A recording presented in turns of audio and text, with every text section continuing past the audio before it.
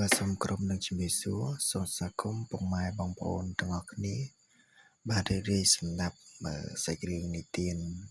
របស់ខ្ញុំបាទទៀតហើយថ្ងៃនេះដែរខ្ញុំបាទជា admin ក៏បាន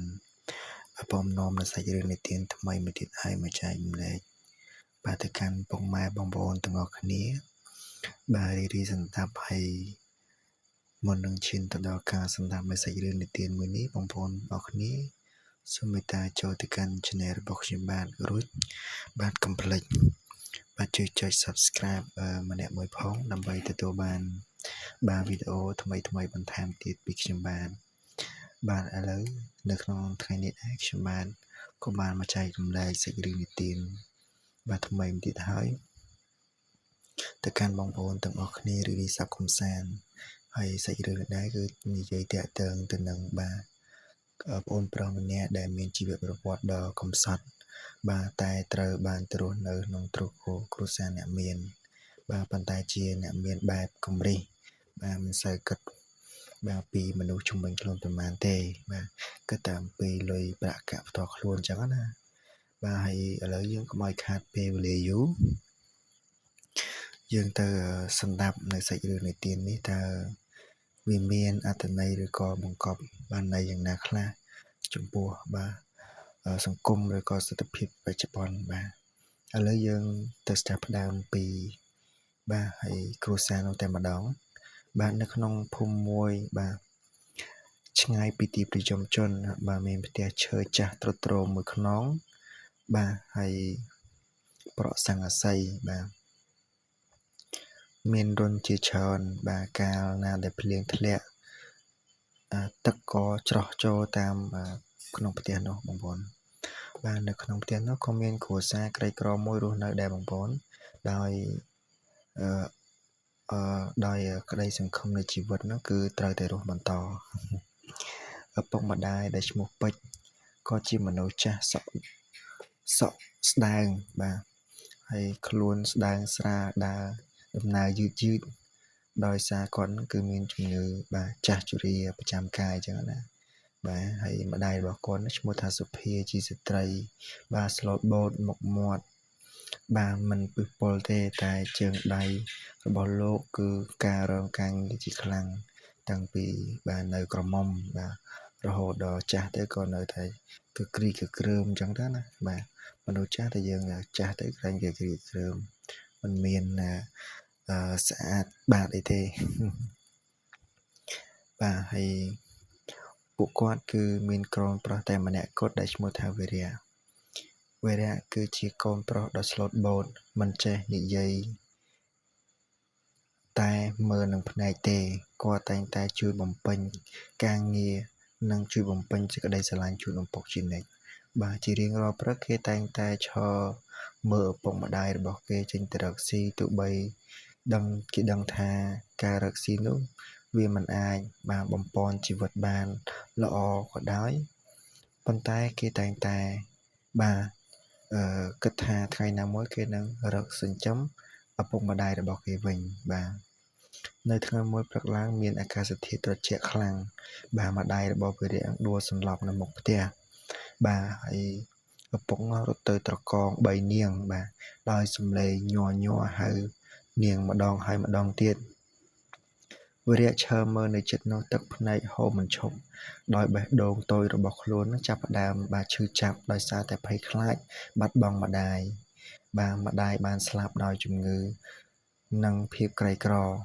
មិនយូរប៉ុន្មានឪពុករបស់គាត់ក៏ធ្លាក់ខ្លួនឈឺធ្ងន់បាទហើយបន្តិចក្រោយមកត្រូវបានចែកឋានតាមប្រពន្ធទៅបាទ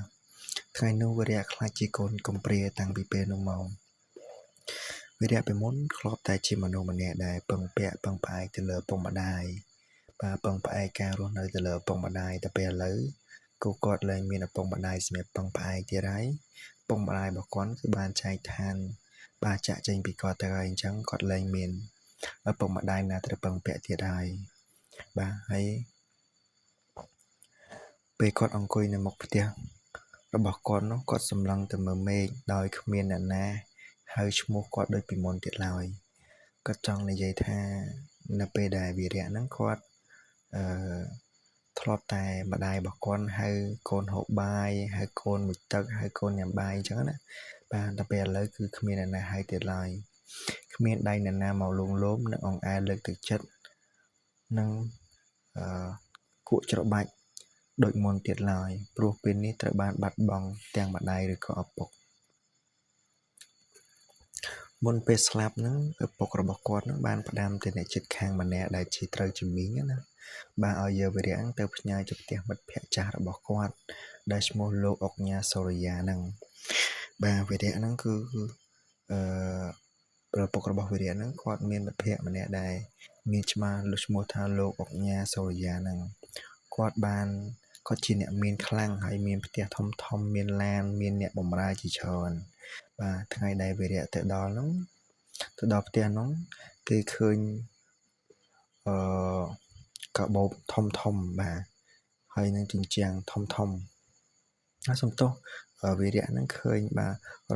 របងធំហើយជញ្ជាំងខ្ពស់បាទទ្វារហ្នឹងធ្វើពីដែក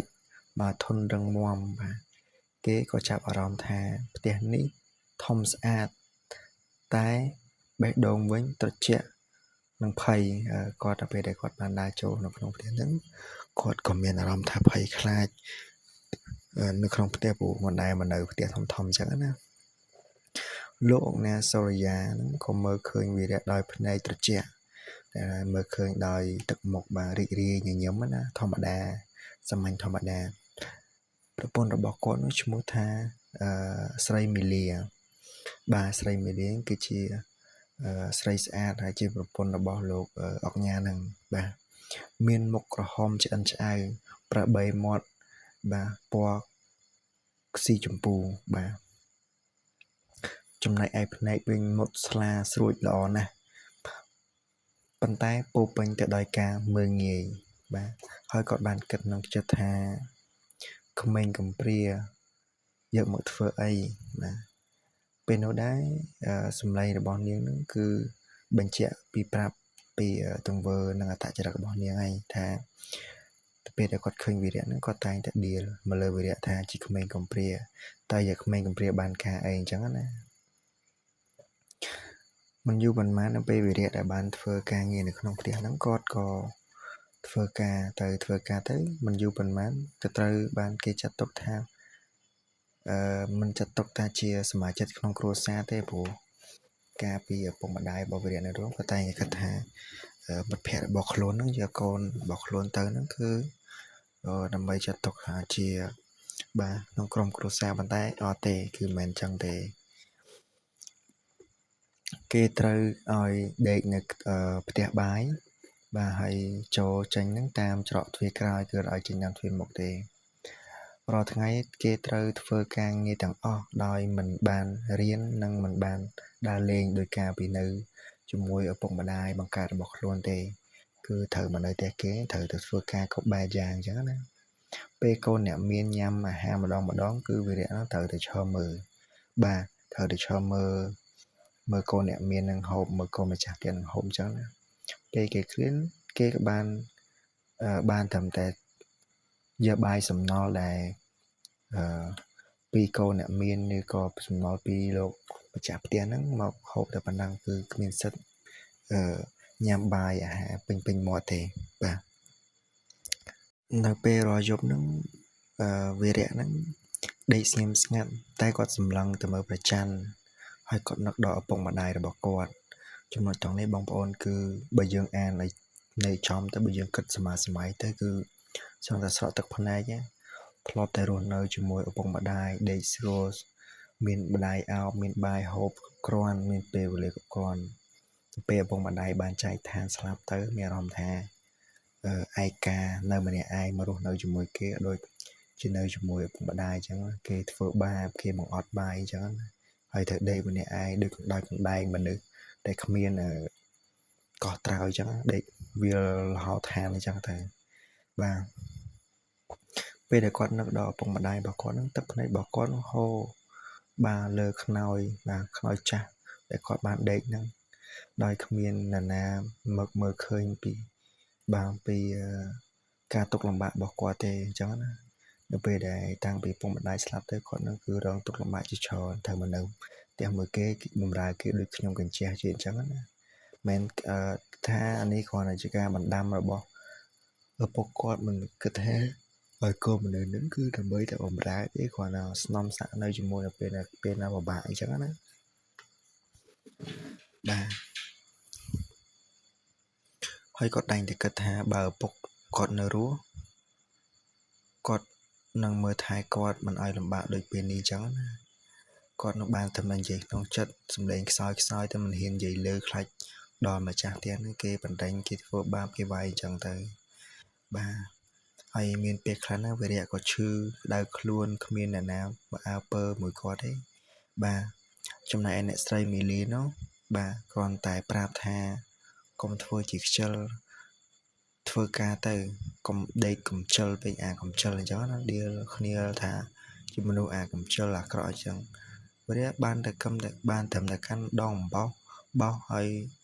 ដោយដៃញ័រតត្រាក់តត្រើតនឹងគឺគ្មានកម្លាំងកាហែងព្រោះមិនសូវមានបាយគ្រប់គ្រាន់សម្រាប់ហូបមានបាយហូបច្រើនអញ្ចឹងណាទឹកភ្នែករបស់គាត់ចេះតែស្រក់រហូតថយហ្នឹងព្រោះទុក្ខលំបាករបស់គាត់គឺវេទនាធ្លាប់តែជា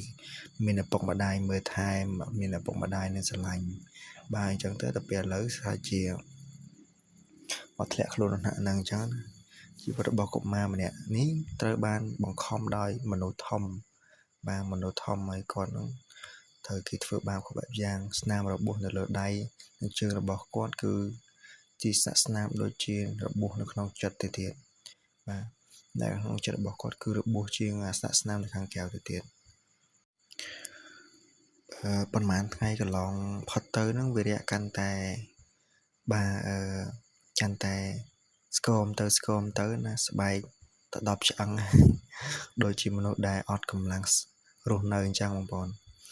រៀងរាល់ព្រឹកហ្នឹងមុនពេលថ្ងៃរាំងគេត្រូវការក្រោកពីព្រឹកបាទក្រោកពីដេកនឹងពេលព្រឹកព្រលឹមណាដើម្បីបោះជូតផ្ទះបោកខោអាវនិងធ្វើការងារទាំងអស់នៅក្នុងផ្ទះហ្នឹង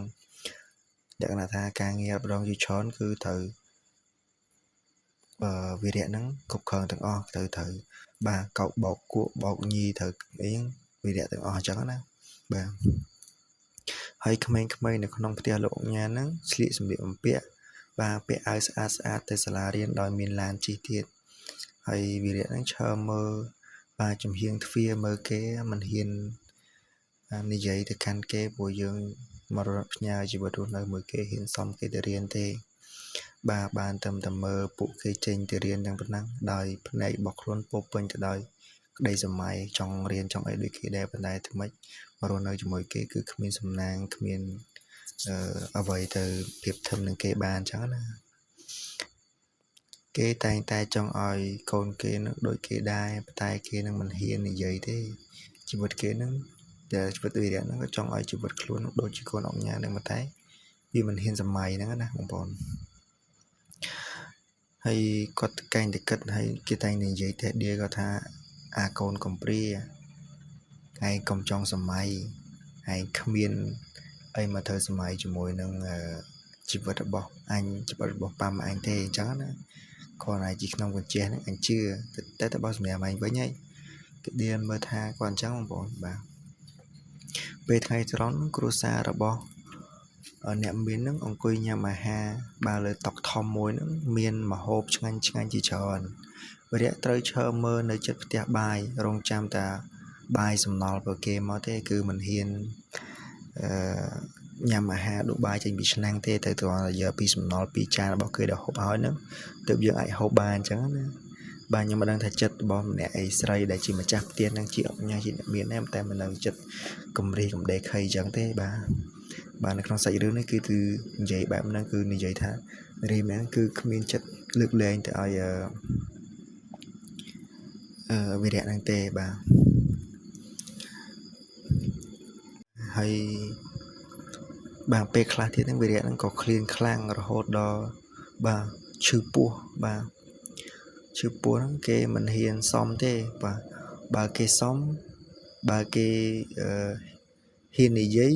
នឹងត្រូវស្ដីបន្ទោសហើយនឹងត្រូវជាប្រមាថមើលងាយថាយើងនឹងជាមនុស្សគ្មានគុណលបត់លំជាកូនម្នាក់ដែល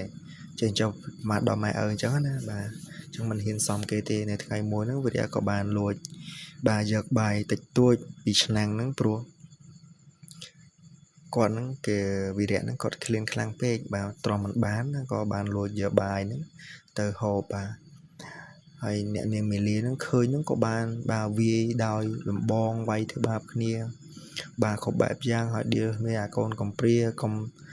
មិនត្រឹមតែខ្ជិលទេថែមទាំងជាចោលថែមទៀតអញ្ចឹងណា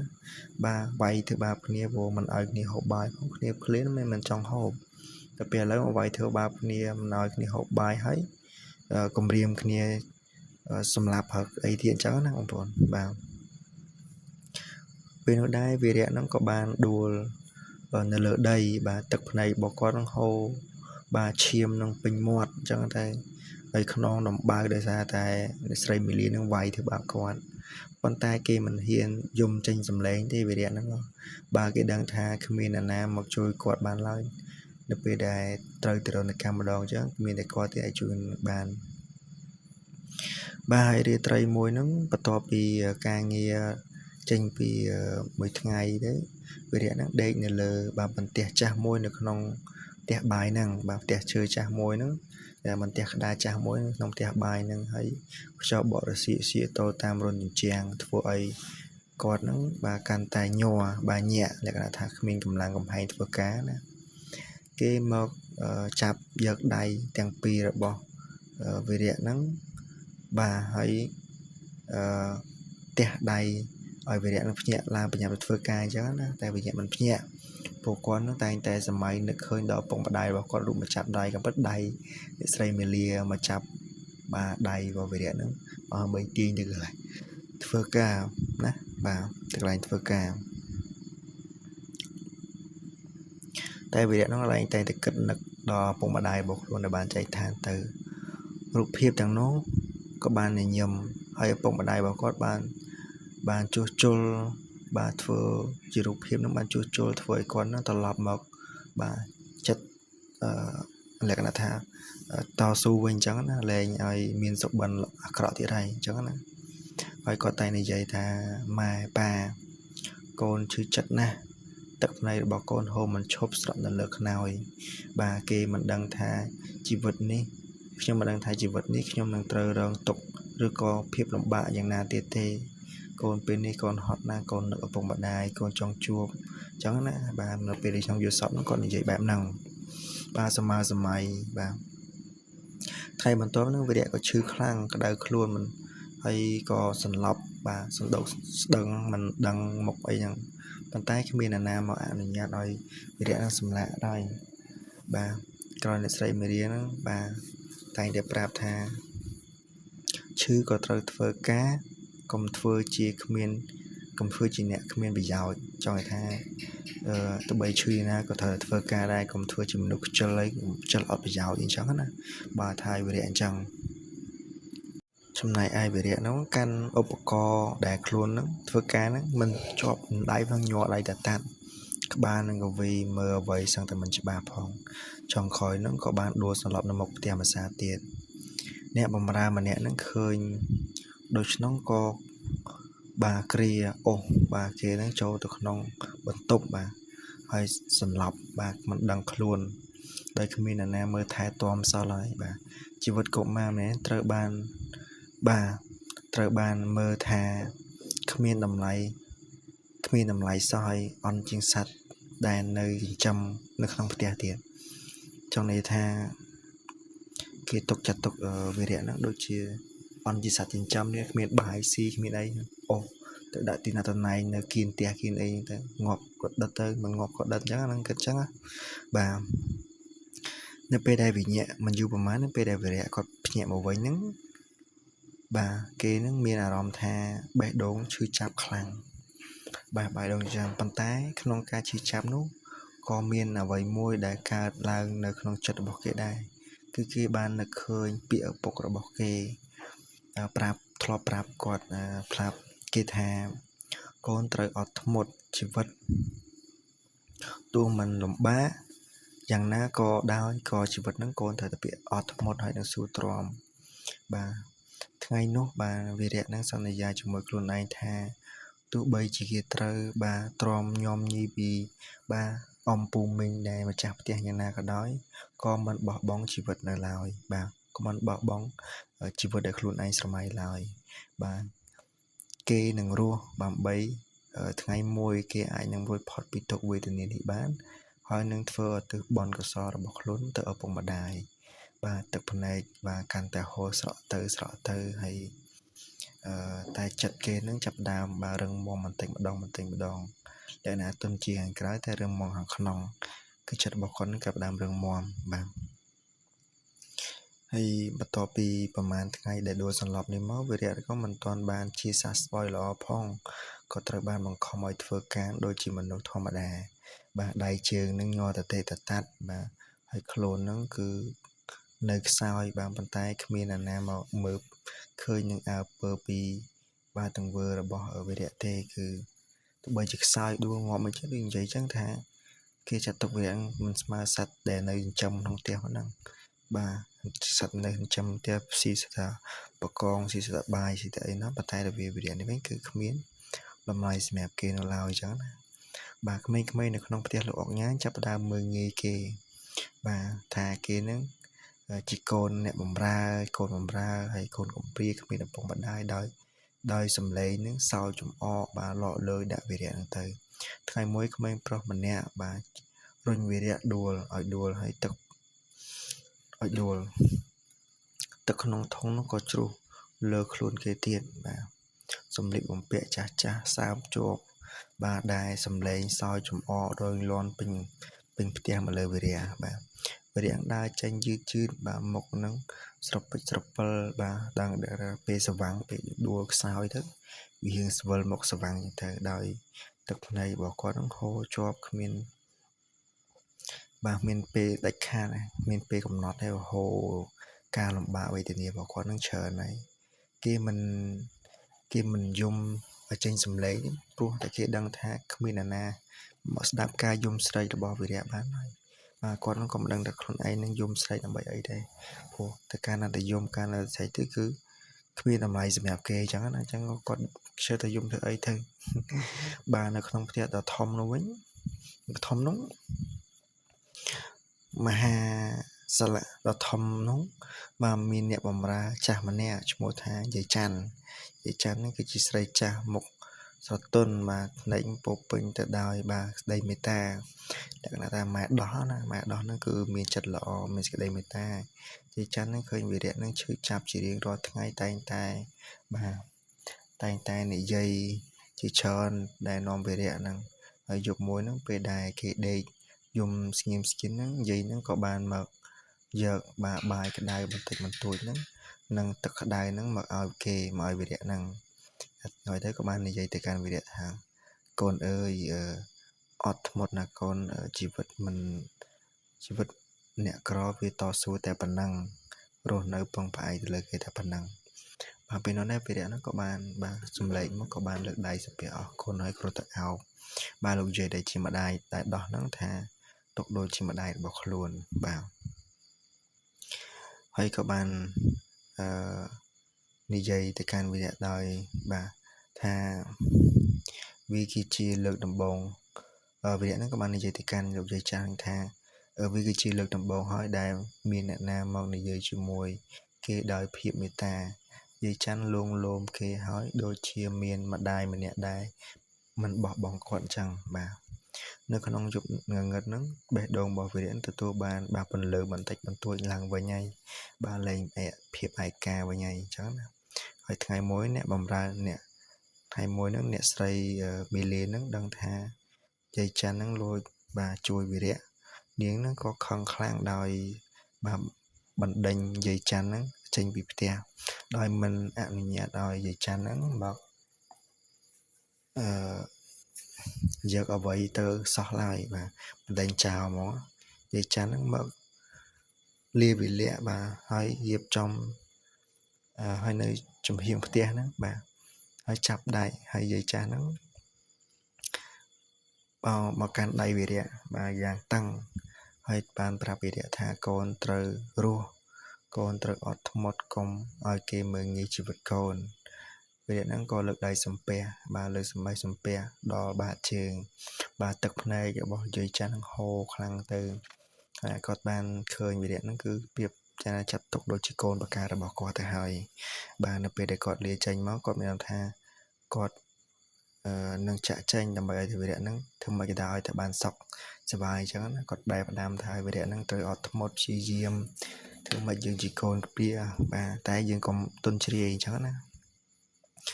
ថ្ងៃនោះវិរៈដែលបាត់បង់មនុស្សម្នាក់ទៀតហើយបាទមនុស្សម្នាក់ទៀតហើយដែលមានចិត្តល្អចំពោះគេបេះដូងរបស់គេឈឺចាប់ធ្ងន់ជាងងរាប់រយដងទៅទៀតបាទនៅពេលដែលបាត់ដំណឹងបាទម្ដាយបាទដែលទៅជាម្ដាយធម៌និយាយហៅម្ដាយធម៌បងបាទបាត់បង់ម្ដាយធម៌ហ្នឹងគឺត្រូវឈឺចាប់ជាងមុនទ្វេដងថែមទៀតបាទបន្ទាប់ពីយាយច័ន្ទហ្នឹងបានចាក់ចេញទៅជីវិតវិរៈហ្នឹងកាន់តែអាក្រក់ទៅអ្នកបម្រើអ្នកស្រីមីលីហ្នឹងបានប្រើវិរៈហ្នឹងដូចជាគ្មានតម្លៃសោះបាទវាយធ្វើបាបគាត់នឹងរហូតថ្ងៃមួយហ្នឹងពេលដែលធ្វើចានបែកហ្នឹងដោយចៃដន្យហ្នឹងសំឡេងបាទក្រឡហ្នឹងក៏ធ្វើឲ្យគេហ្នឹងផិតភ័យយ៉ាងខ្លាំងព្រោះនៅពេលដែលបែកសម្ភារៈនៅក្នុងផ្ទះហ្នឹងគឺគេតែងតែធ្វើបាបវិរៈបាទវាយធ្វើបាបវិរៈអញ្ចឹង